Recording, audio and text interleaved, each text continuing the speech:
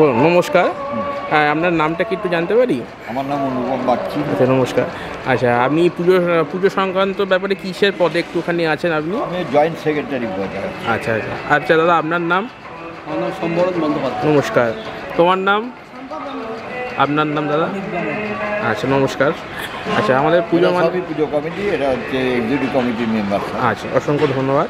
আচ্ছা, একটুখানি জানতে চাই যে এই পুজোটা, এই অসময়ে যে মায়ের যে পুজোটা একটুখানি যদি বলেন তাহলে একটু সুবিধা হয়। অসময় পুজো বলতে মানে অসময়ে পুজো মানে, আচ্ছা, এইটা মানে যেমন কালী পুজো যেমন ইয়ের সময়তে হয় তেমনি এখন তো এখানে এটা দীপাবলির কালী তো নয়, আচ্ছা, হচ্ছে রক্ষা কালী। আচ্ছা, এই কালী পুজো চৈত মাসে হয়, পৌষ মাসে হয়, মাঘ মাসে হয়, আপনি যখন তখন করতে পারেন। এই জন্য নির্দিষ্ট কোনো তিথি ইয়েতে লাগে না। আমাদের মঙ্গলবার থেকে পুজো, শনিবার পর্যন্ত পুজো হয়। আচ্ছা, মঙ্গলবারে কালী পুজো শুরু। মঙ্গলবার যে তিথি একটা, যে আমি ওখানে মুখে শুনছিলাম যে এটা মানে গুড ফ্রাইডে যে এটা পড়ে। গুড ফ্রাইডে তো কোনো তিথি না, হয়তো ইংরেজদের, হ্যাঁ, ওটার সাথে এর কোনো সম্পর্ক নেই। ওগুলো সব বলবো। মঙ্গলবার থেকেই পুজো হতো। এটা রক্ষাকালী পুজো, একদিনের পুজো। আচ্ছা, এই পুজোটা একদিনই হতো, 12 বছর অন্তর। এটা হচ্ছে যুগকালী বলে। রক্ষাকালী মোড়কে মানুষ মরে যেত, তখন ডাক্তার কবিরা যে সারাতে পারতো না, সেই জন্য ঠাকুরকে আরাধনা করে 12 বছর অন্তর এক যুগ ধরা। আচ্ছা, সেই 12 বছর অন্তর অন্তর একবার করে পুজো হতো। 1075 সাল থেকে নথি পাওয়া যায় যে 1075 সাল থেকে এই পুজো শুরু হয়েছে, কিন্তু তার আগেও হলেও হতে পারে। এখন তার আগের আমাদের কোনো নথি নেই। আচ্ছা, আমরা যে নথি টথি পেয়েছি তাতে 1075 সাল থেকে বাংলার 1075 সালে মঙ্গলবার ধরেই পুজো হয়েছিল, এবং তখন পুজো একদিনই হতো। পুজোটা কে শুরু করেছিল? পুজোটা কোনো শুরু করার এরকম তথ্য কিছু পাওয়া যায়নি। তার কারণ এই পুজো তো বেশিরভাগই তখনকার দিনে পারিবারিক পুজো ছিল। বারোয়ারি কেন্দ্রিক তো পুজো ছিল না।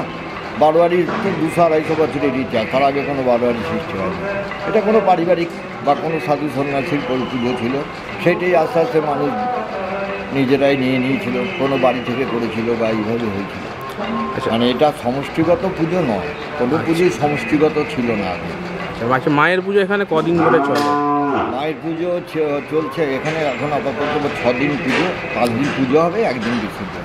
আচ্ছা, যেখানে যে 6 দিনের যে দিনকে কি বিসর্জন শোভাযাত্রা সহকারে মানে মায়ের বিসর্জন হয়? সমস্ত রকম আয়োজন। আচ্ছা, এখানে যে মায়ের যে এখানে যে 5 দিন যে আপনারা পুজো করেন, সেখানে মাকে কি মানে ভোগ কি নিবেদন করা হয়? ভোগ বলতে মাকে যেভাবে আমরা জন্ম থেকে দেখে আসছি বা আমার বাপ ঠাকুরদা দেখে আসছি, একটা সাদা ভাত, সাদা অন্ন দেওয়া হয়, তার সাথে শুক্তো দেওয়া হয়, 5 ভাজা শাক, এটা হচ্ছে ভাতের সাথে যাবে।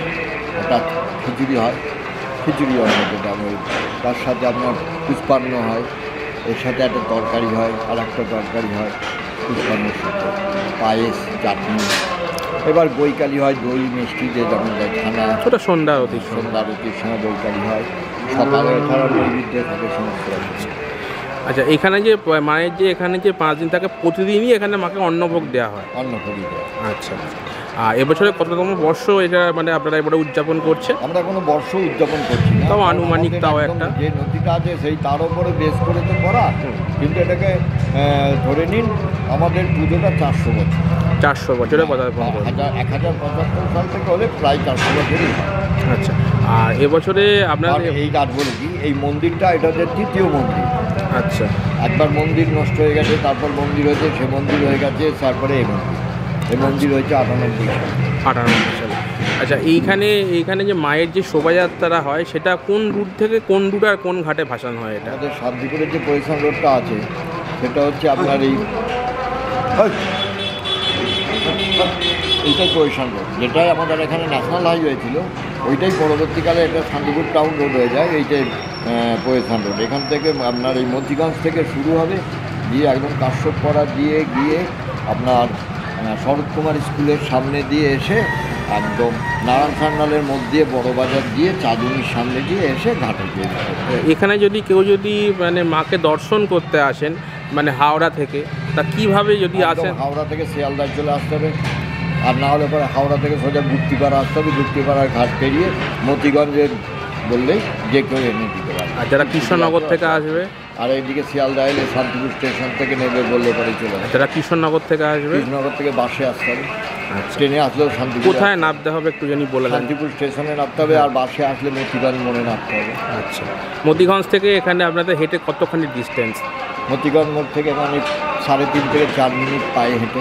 আচ্ছা মানে এটা মতিগঞ্জ পাড়ার মধ্যেই অবস্থা, বাস স্ট্যান্ডটাই ওই ওপারে বাস স্ট্যান্ড, আচ্ছা। এখানে পুজো হচ্ছে। আর এখানে আচ্ছা অসংখ্য ধন্যবাদ আপনাকে, আপনাদের সকলকে আমাদের গ্রুপের তরফ থেকে।